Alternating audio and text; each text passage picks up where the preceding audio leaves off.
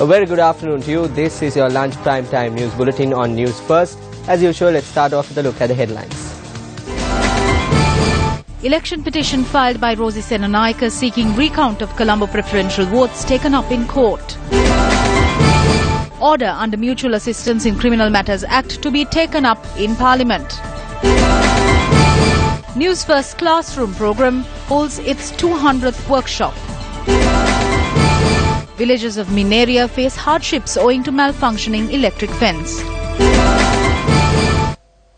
On to those stories in detail. The election petition filed by former Minister Rosie Senanayake seeking a recount of the preferential votes at the concluded general election was taken up at the Supreme Court today. The petition was considered by a bench comprising Supreme Court Justices Bhuwanekalu Vihara, Priyantha Jayawardena and Ranil Gunaratne.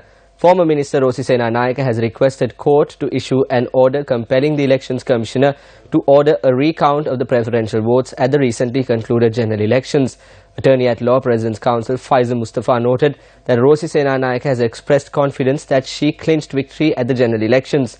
Speaking on behalf of his client, Faiza Mustafa requested court to issue an order mandating a recount of the said preferential votes in the Colombo district in order to avoid confusion.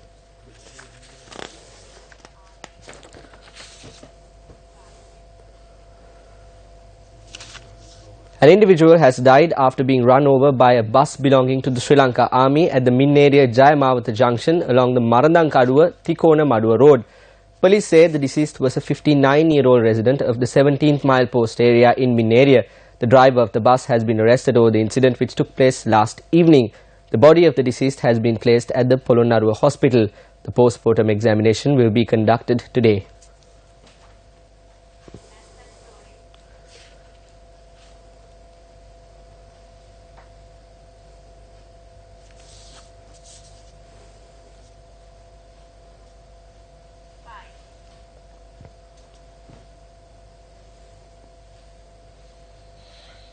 A landslide was reported in Demodara Badulla yesterday.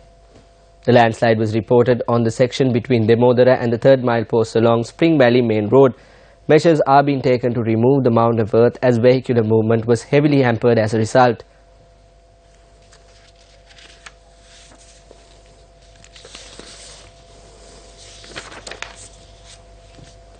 Meanwhile, landslide monitoring device will be installed along the section between Imaduwa and Kokmaduwa along the southern expressway to gauge the threat of landslides. The Road Development Authority says that measures are being taken to remove the boulders that are fallen along the section between the Imaduwa and Kokmaduwa that was closed completely.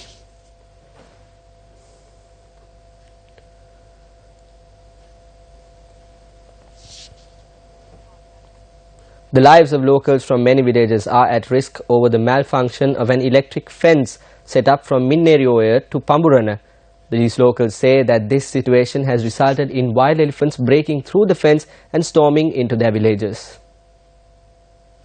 Construction of this electric fence commenced over a year ago in order to prevent wild elephants from the Somawati National Reserve from storming into the villages. Although the construction is almost complete, it has not been made public as yet.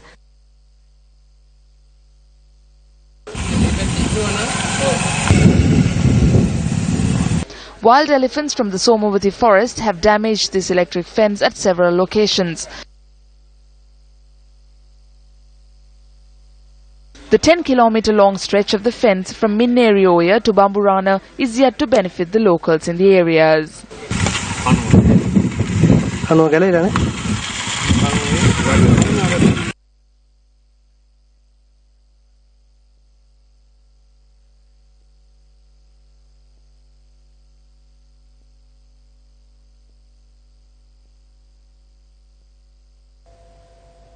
The operation to drive back wild elephants seen roaming in the Naula Division Secretariat took place yesterday as well. On the 16th day of the operation yesterday, wildlife officers attached to the Alahara managed to drive back 3 wild elephants to the forests. Wildlife officers commenced this operation to drive back wild elephants that posed a threat to the Naula Divisional Secretariat area on the 21st of last month. The operation that commenced with the participation of 20 wildlife officers from the Alahara office last morning lasted till the early hours of today. Our correspondent said that 3 elephants that were roaming in the Morathanna area in Matrale were driven back to the Giritale forest. Over the past 16 days of the operation, 9 wild pachyderms were driven back to the wild. The operation will last for another 10 days.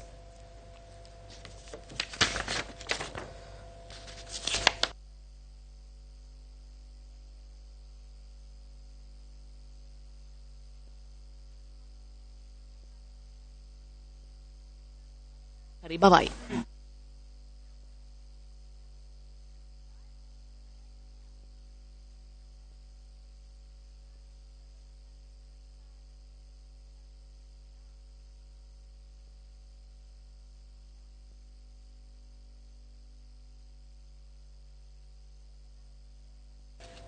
The development coordination meeting of provincial councils and local government institutions took place this morning. The meeting took place at the Ministry Auditorium under the auspices of Minister Faisal Mustafa.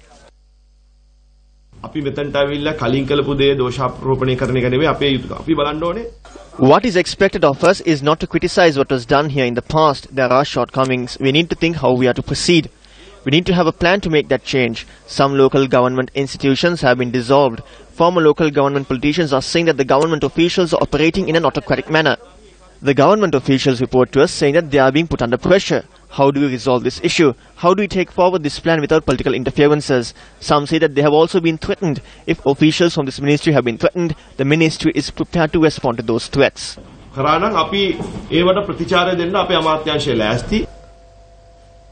The order under Mutual Assistance in Criminal Matters Act is to be taken up for debate in Parliament later today. The Parliament is due to convene at 1 p.m. Stay with News First and log on to www.newsfirst.lk for the latest updates. In more local news, the 200th edition of the Newsfirst Classroom Workshop, which is organized to increase the media literacy of students, was launched at the Nivantaka College in Anuradhapura today. The Newsfirst Classroom Workshop, which was successful in conducting a series of workshops, were able to uplift the capability of students in terms of leadership and communication.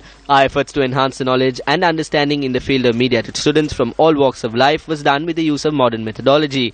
The workshops were conducted with the use of modern technology in order to introduce the students to unconventional methods of media and journalism. The workshop, which was conducted at the Nivantaka College in Anuradhapura today, saw the participation of a number of neighbouring schools as well. The workshop was conducted on an active note today as well. The significance of the workshop that the students were awarded the opportunity to audio test their voices to be the voice of YFM. 10 students were chosen following the auditions.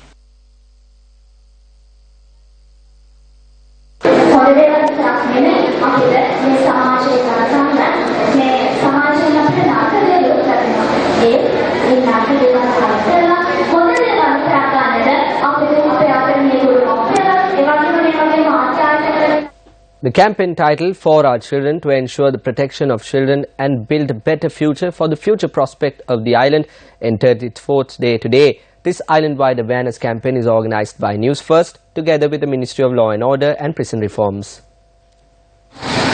This island-wide awareness campaign to ensure child protection commenced from the north and the south of the country on the 5th. Day 4, the campaigning from the south commenced from Bibila and Madagama. The awareness campaign that was inaugurated from the north commenced its journey this morning from the Manor bus stand. Support was extended by state officials and the police to educate the public on protecting children. The first flag printed for International White Cane Day was pinned on President Maithripala Sirisena this morning. The island-wide campaigning commenced at the President's official residence. Chairman of the Sri Lanka Council of Visually Handicapped Graduates, Sugat Vasantha, pinned the first flag on President Maithripala Sirisena. Secretary of the Sri Lanka Council of Visually Handicapped Graduates, Nuwan Indika, presented a letter to the President which included the issues faced by visually handicapped persons. President Sirisena also presented a white cane to the Secretary of the Council to mark International White Cane Day and a cash donation to the Council Fund.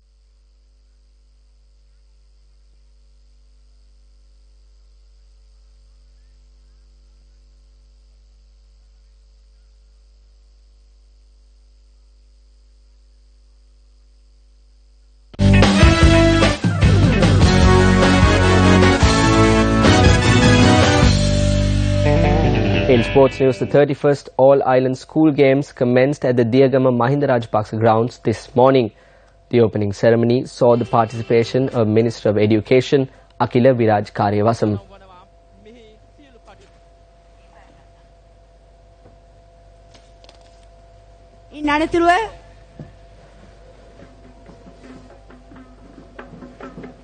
අවන් පිරිසයි ප්‍රධාන ක්‍රීඩා මණ්ඩපයේ ඉදිරිපසින් ගමලරත්න මධ්‍ය මහාවිද්‍යාලයේ R Roshan Dhammika ක්‍රීඩා උළෙලේ අභිමානයයි. Well, with that, we conclude Lunch Primetime News for the day. You can keep track of all these stories and more on www.newsfirst.lk. For the Newsfirst team, I'm Saturanga Hapuarachi. Take care.